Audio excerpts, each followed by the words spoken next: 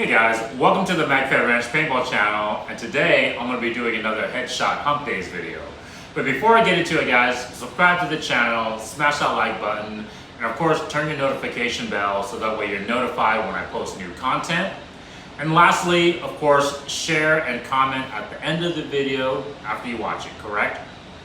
So guys, hey, I really apologize. I normally post these videos sooner in the day, but I was messing with my audio and unfortunately I couldn't get it fixed. So back to square one, but I promise you guys I will fix the audio as soon as possible. Now, that being said, today's topic of Headshot Hump Days, guys, is going to be about FSR. And the reason why I wanted to do the video for you guys today, as always, obviously Headshot Hump Days is about getting those accurate FSR, right? Those LDH, long distance headshots. And you have to talk about FSR when you're talking about, getting those accurate long distance, sniper shots. But the main reason why I wanted to talk about FSR was just there's been so much kind of I wouldn't even say it's misinformation, but just lack of information when it comes to FSR out there. And I get it, guys. The main reason for it is because the cost, right? Not only is MagFed expensive to play, we talk about all the time, the markers, the equipment, the gameplay, right? Where you can even go play it, traveling, all that stuff. But the FSR rounds itself, right? Starting at, 40 cents at the minimum to up to, 50 cents or more, depending on the quantity bulk that you purchase. And then the other thing is just the lack of usage, the lack of obviously fields that will allow you to use it, the lack of events. And then lastly, just, the lack of testing and even relaying information, right? The people who test it, myself included, posting information out there for the rest of the community to know.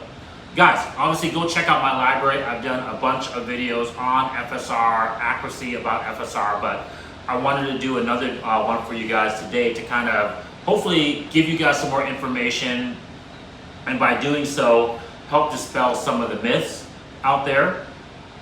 And so some of the topics we're going to be discussing today about FSR is not history or origin or that type of stuff, guys. I don't know that history. I'm sure I would love to visit First Strike's facility one of these days, do a tour and maybe get the background on it, but that's not, my knowledge base.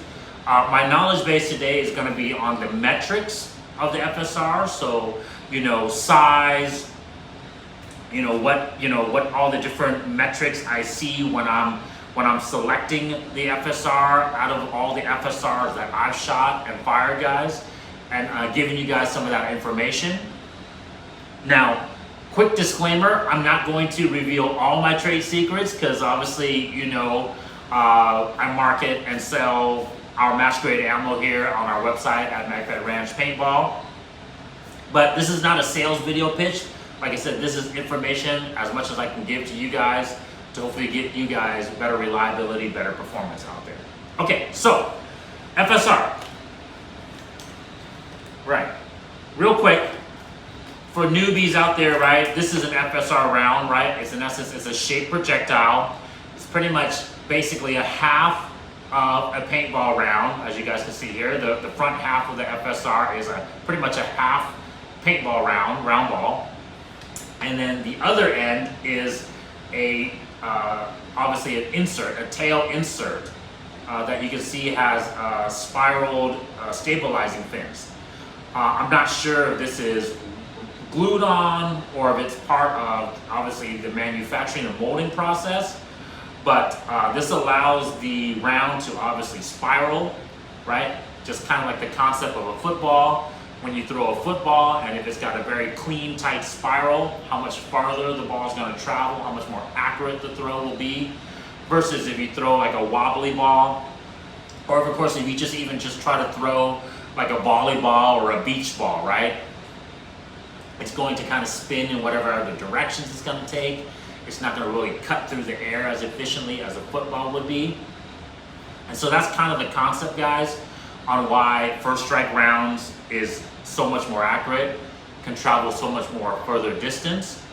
And because of that spiraling, one of the key components that it maintains is it maintains its velocity over that distance, right? Because if it's cutting through the air efficiently, it's going to be able to retain that speed, that momentum, further down its travel. Okay, so that's kind of some of the things. So speaking of which, one of the myths that I want to debunk right now is FSR is dangerous or FSR hurts more than normal round ball. And guys, there's some truth to that statement, but there's obviously some big false, right, misinformation to that statement. Let's talk about the misinformation first. At the end of the day, FSR rounds don't weigh much more than round ball. I haven't weighed round ball because I don't promote or push round ball on this content, on this channel, or even on my markers and gameplay guys. I promote strictly FSR, but if you had to weigh a paintball, a normal round ball with an FSR, I'm sure the weight differences are minute. It's in grams, right? So we're talking minuscule weight differences. And then when you talk about the velocity at which both projectiles are shot, we are capped in our industry, right? Any field is going to cap you to either 280 feet per second on average or 290 feet per second, right? And most, private events, we limit it to no more than 300 feet per second. So the point is, whether you're shooting round ball or first strike, it's going to be held to the same velocity metric. And because the weight isn't that much different, the energy behind it is not going to be much different. And so in terms of pain, there isn't going to be a huge difference. At least it should be. I've been shot with both guys and I don't feel the difference. And then in terms of that whole BS of it, being dangerous and cracking through lenses, I don't know what first strike rounds they used to say that, but maybe they froze them.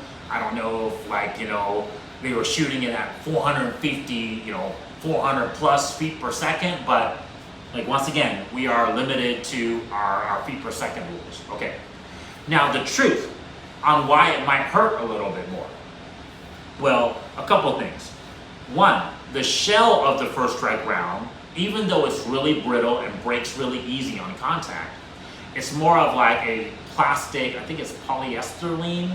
I don't know if I pronounced it correctly, but in essence, it's a plasticky type of shell. So it's a little bit more hard, right? It's a little bit harder than just your normal paintball gelatinous type of shell, right?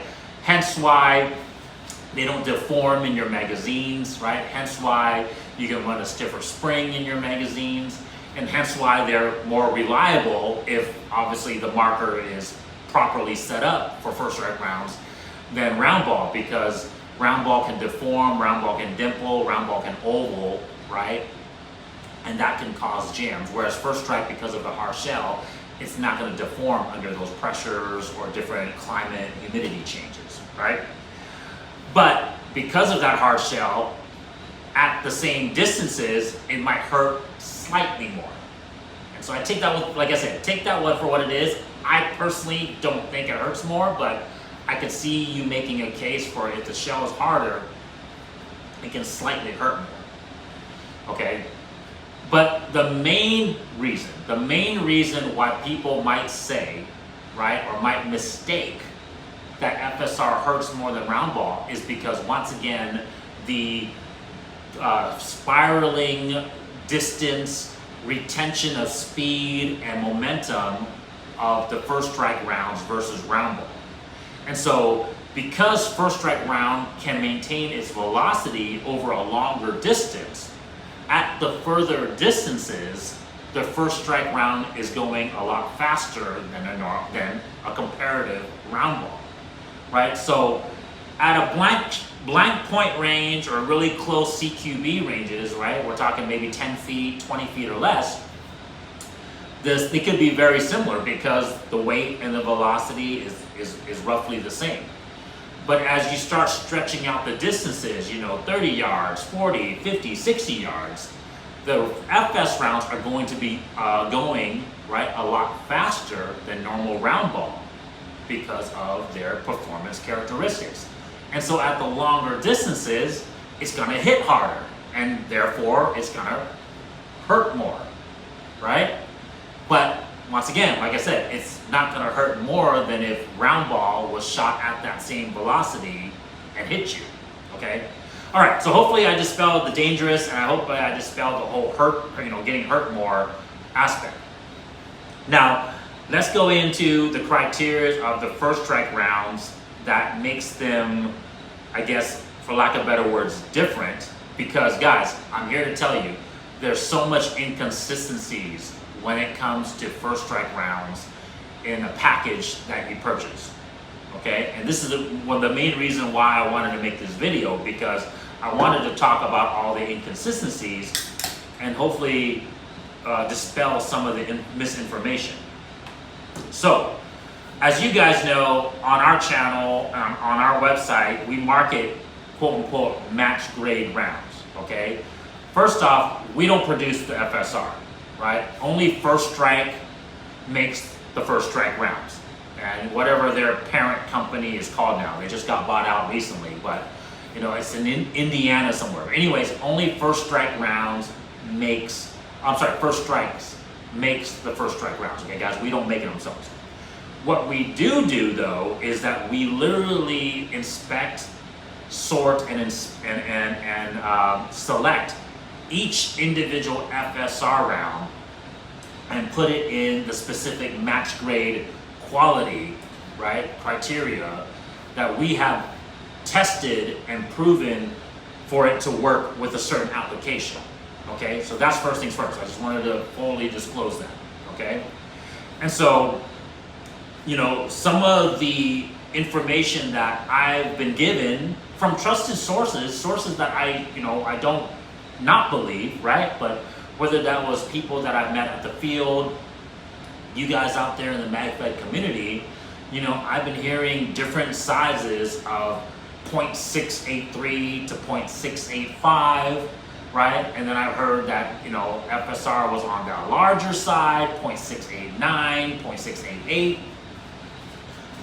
Primarily, I've been seeing that they've been making it more on the smaller side, 0.683 to 0.685. And just for clarification, guys, these were FSRs that were bought at events, not from online retailers, okay, or from like a brick and mortar store. I have purchased the majority, I would say almost damn near all my First Strike rounds from either a brick and mortar store or from a retailer, not an event. So just keep that in mind, guys. Maybe there has something to do with that it was event FSR versus, retail store FSR, that there could be a difference. But just to let you guys know in terms of sizing, because people always want to know, hey, what's the proper barrel size to match with my FSR, right? The majority of FSR that I've literally individually inspected falls within a 0.685 to a 0.687 diameter, okay? Listen up, with the majority of the FSR having a size of 0.686. Okay guys, once again, the majority, I would say over 90% of all the FSRs that I've hand inspected, individually inspected, is 0.686. So, like I said, take my experience for what it's worth. I've shot over 10,000 rounds over, a decade worth of play, and every round that I've tested, inspected, majority has been the 0.686 size. Okay, guys. So hopefully that helps you guys. But for all you guys out there that have bought an event FSR, please take measurements and record it and give it, to the rest of the community, please. Okay, now going into why we have different match grade ammo, and obviously, what you should expect, at least once again from my experience, guys, firing all these rounds. as far as what you should expect in a box, in a package of FSR,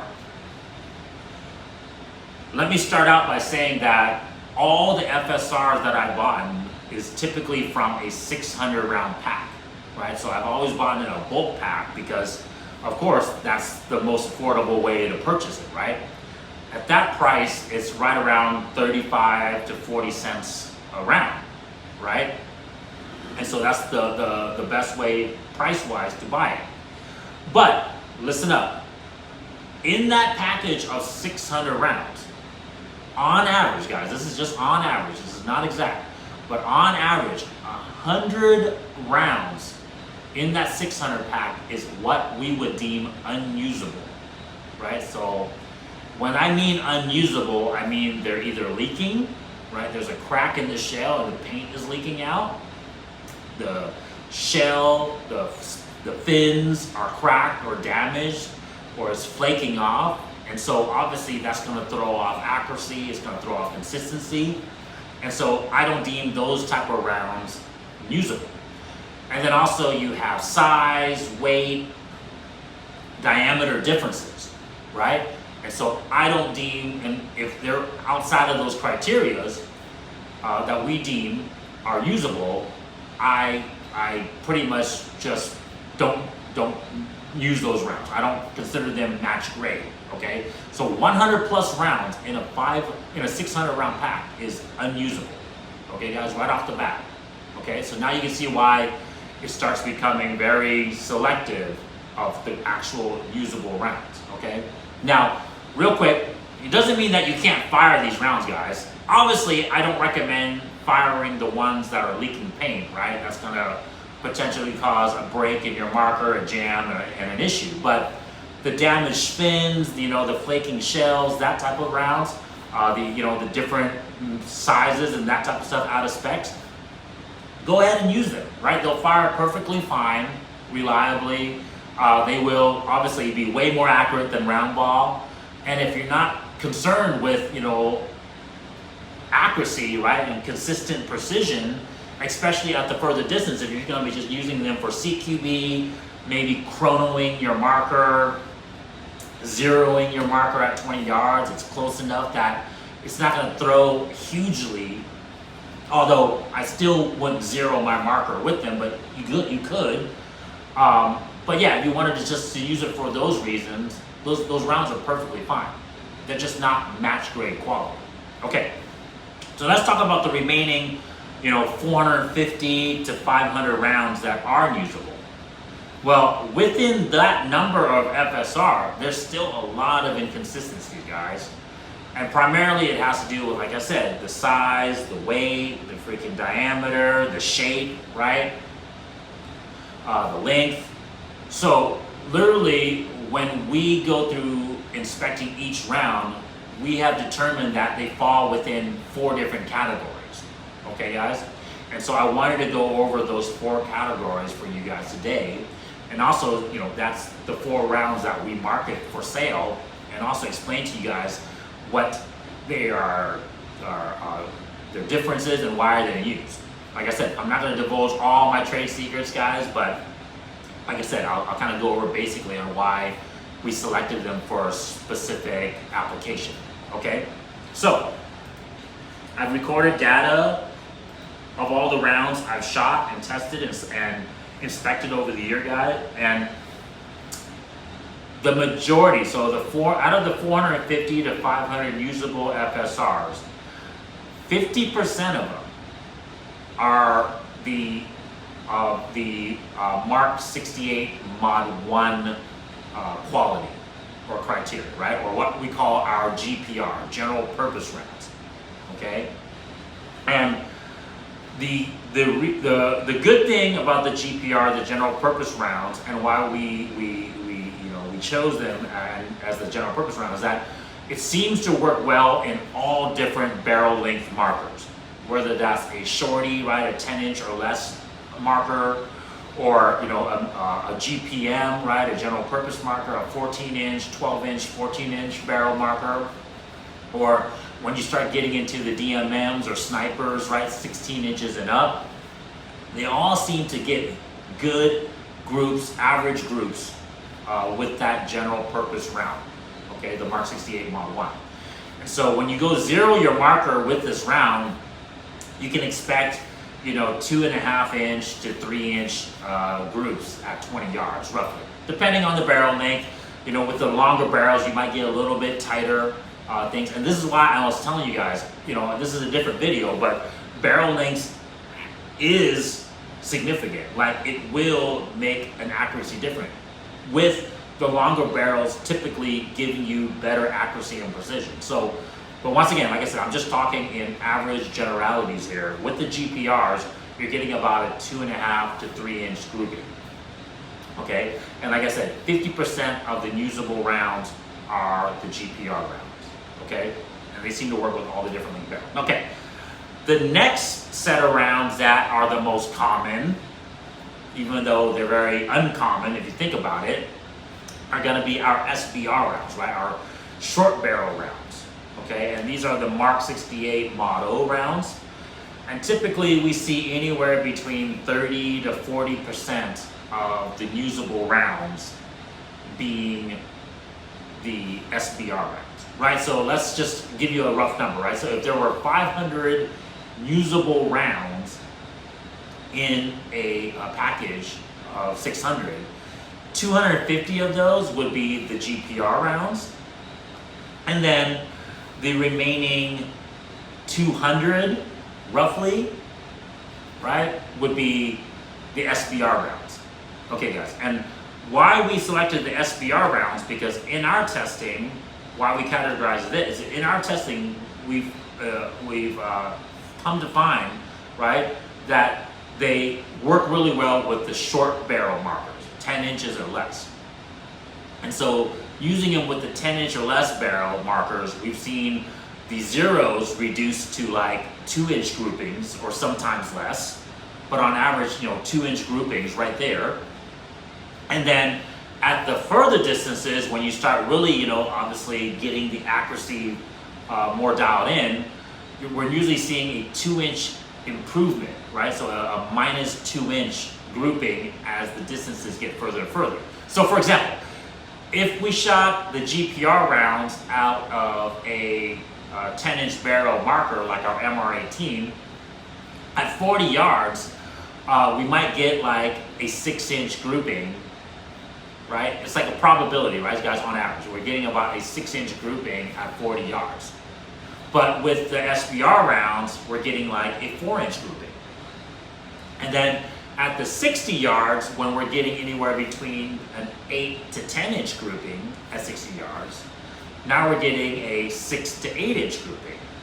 And then at the 80 yards, instead of getting like a 10 to 14 inch grouping, we're now getting a 6, right? Or an 8 to 12 inch grouping, right? So it's always about 2 to 4 inches less when you have the correct FSR, match grade FSRs, combined with the correct barrel lengths, okay?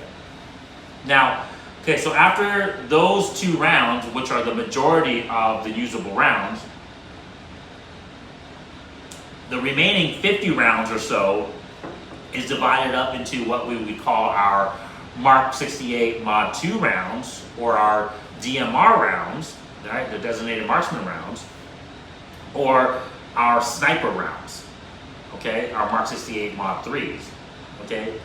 And within that last, 50 rounds, or last 10% in essence, right, the last 10% of the usable rounds, 9% of the rounds are the DMRs, the designated marksman rounds. So the majority of those remaining 10% rounds are the designated marksman rounds. So you're getting very limited quantity sniper rounds.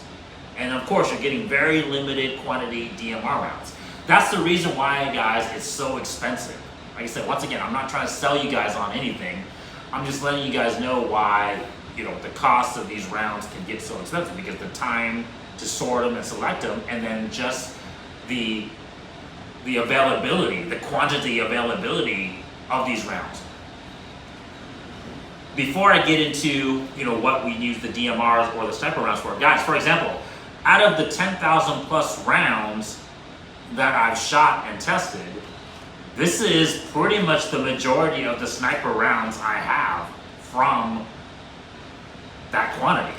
So as you can see, out of 10,000 plus rounds, and of course, don't get me wrong guys, I've shot some of the sniper rounds, of course, to test out for you guys, and I will bring those results to you guys in the future when I shoot more. But my point is, there's not that many rounds that are considered sniper rounds in that batch of 10,000 plus. And then same thing with the designated marksman rounds. So same thing guys, so with the designated marksman rounds and with the sniper rounds, we've seen improvements, in significant improvements in precision, right, with those rounds. So like with, let's say, a 16-inch and up barrel, but I'll be honest with you, even like a 12 or 14-inch barrel, we've seen 2-inch to 4-inch reduction in the grouping size with the DMR rounds. And then with the sniper rounds, with the longer barrels, 16 and up, you're seeing even more, like another additional 2 inches. And so let's say you are shooting a general purpose round out of our 20-inch barrel sniper marker, like the SAS that we have here, or the MR11 we have here in the corner, right? You might be getting, with the normal GPR rounds, you might be getting on average a 8-inch group, right?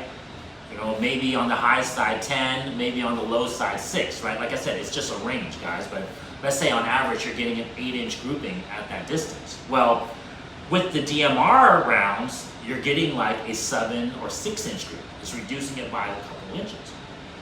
And then with the sniper rounds, you're getting an additional 2-inch reduction.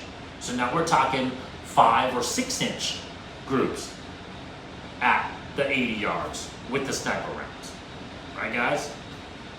And obviously, that can mean the difference between a hit or a miss, right? I mean, if your original group size was 10 to 12 inches, and a headshot is roughly, 6 inches, right? The width of a head, height and width of a head is about 6 inches roughly.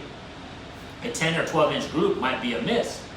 But if you can get your group sizes down to 5 to 8 inches, that's a really high probability that you're going to get that one shot, one hit elimination at those longer distances.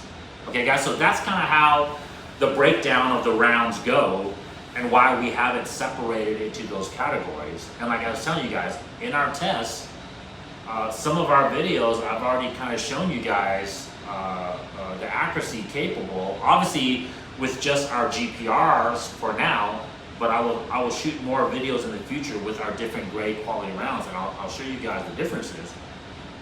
But like I was telling you guys, in our tests, we've seen those significant differences with the different barrel lengths. Okay, guys. So hey, appreciate you guys watching the video. Hopefully some of this information dispelled some misunderstandings, maybe some myths, maybe hopefully give you guys some more clarification of where FSRs lie, like in terms of their sizing and all the different inconsistencies with the FSR rounds. Once again, guys, I have no experience with the event FSR, so for all you players out there that have some experience, please do some testing for us and give that back to the community. Appreciate you guys, love you guys. I'll see you guys next time. Peace.